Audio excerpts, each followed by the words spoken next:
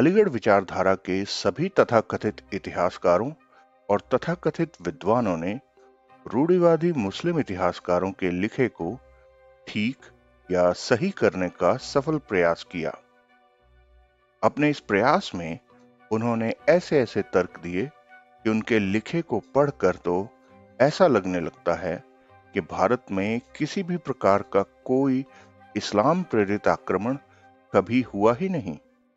यदि कहा जाए कि एक पूर्व निर्धारित योजना के तहत अलीगढ़ विचारधारा के सभी इतिहासकार और विद्वान हमारे इतिहास को दूषित करने में जुट गए तो गलत न होगा।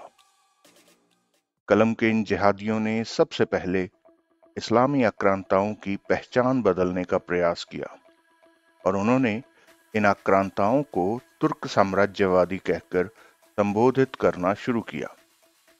ऐसा करने का उनका एक ही उद्देश्य था कि इन सभी इस्लामी आक्रांताओं को तुर्क पहचान देकर इस्लाम से दूर किया जा सके। वे केवल यहीं तक नहीं रुके।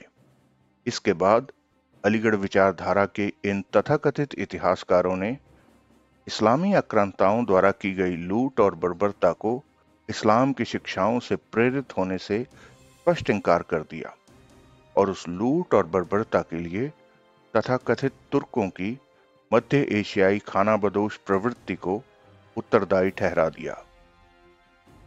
उनका तर्क यह है कि वे तुर्क लुटेरे अनिवार्य रूप से इस्लाम के नाम पर अपनी अंतर्निहित प्रवृत्तियों का प्रदर्शन कर रहे थे।